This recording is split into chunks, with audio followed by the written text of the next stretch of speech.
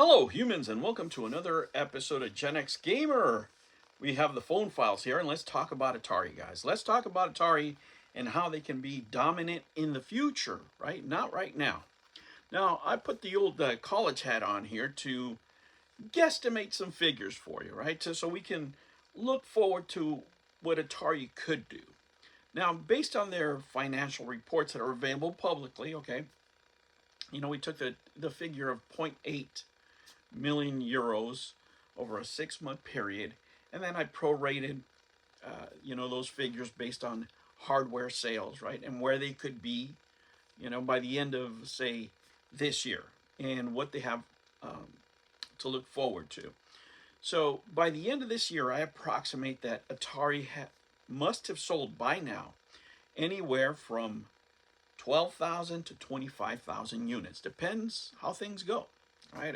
As far as hardware, as far as their 7800 plus line, right?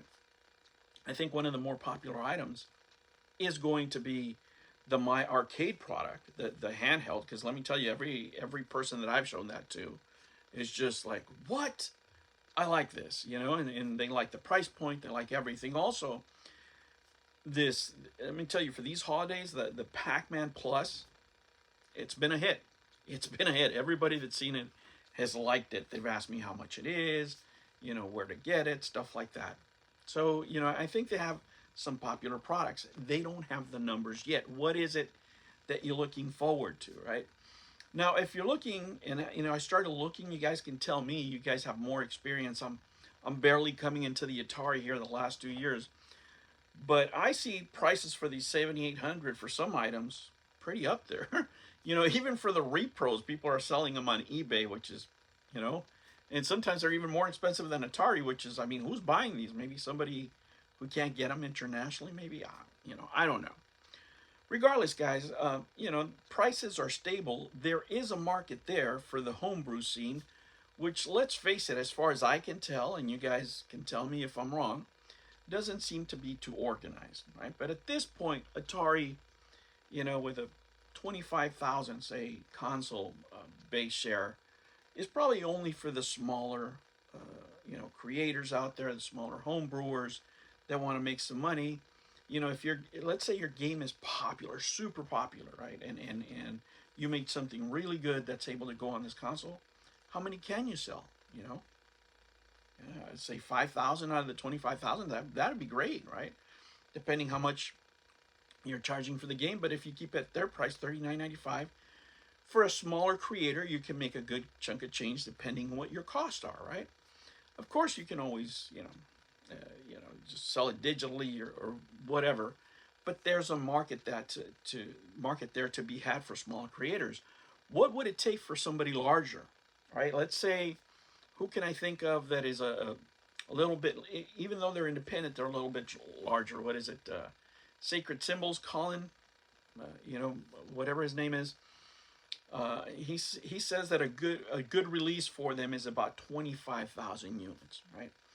So in order for them to sell 25,000 units in an open market like Steam, it is decent, right? But you're competing against millions and millions of games, right? And it's just getting more every day. That's why games are so cheap. It's a really open market. However, if Atari was to get to, say, 150,000, the 200,000 mark with a stable platform, now what do I mean by that? I mean that they have, consoles that all use the same cartridge, all use the same hardware. Maybe some of them are more powerful, less powerful, what have you, but they all have the same entry point, right? You have to consolidate everything. The cartridge can look like Intellivision, but they should be able to plug into a single universal cartridge receiver. In this case, it would have to be the Atari. Atari won the console wars. I'm sorry for the Intellivision purists, right? And I love Intellivision. Don't get me wrong, but I'm thinking forward to what this company could be as far as hardware, right? So this is my proposition, my vision, my speculation, if you will.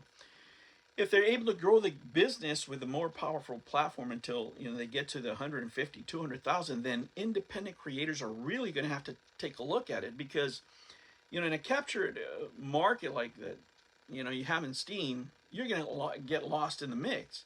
But if you make a real popular game, let's say what has been popular for a long time now is that, what is it, Lunar Patrol instead of Moon Patrol.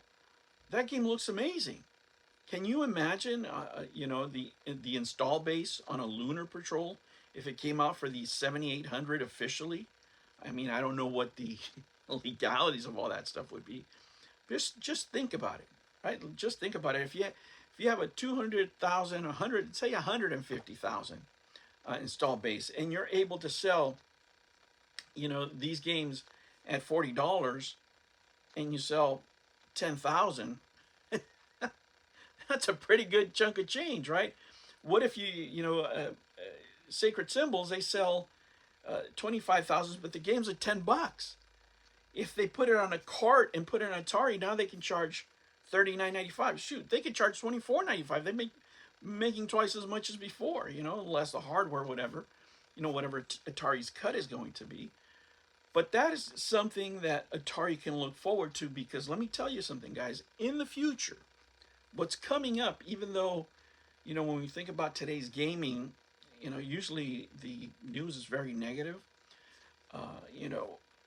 Creator-based entertainment, meaning that the users make their own games and make money on the platforms, say like a Roblox, or a Minecraft, where people are making sometimes their own games. And I don't play any of those, but I know Roblox people make their own games, right? And you can make money off of those, or you can make skins, or whatever it is that you do. You can create marketplaces within those structures. Atari could do the same thing for the homebrew community that has been scattered for such a long time. You can have a unifying point. You can have a storefront and say, okay, don't tell me, that you're going to make these games. Tell me when you have them, and tell me how many you have. Put them on Amazon, to make sure that they get shipped out, because you can't give them to Atari because their shipping is a nightmare, right?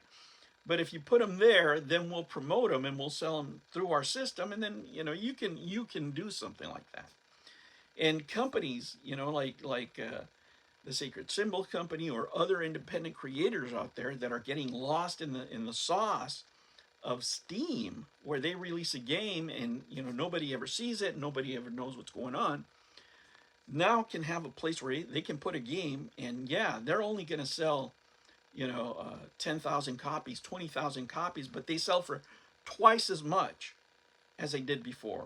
Maybe they have more control over the merchandising. Those are deals that you can cut in the future, and that can make Atari really pop, right? Because it's a more user-friendly environment, more seller-friendly environment, where independent creators can put their games out, put it on physical media, make the people happy that are buying these consoles, and you have more cartridges. It's great, guys. It's great to plug in my Atari stuff or my 7800 stuff and put it in here.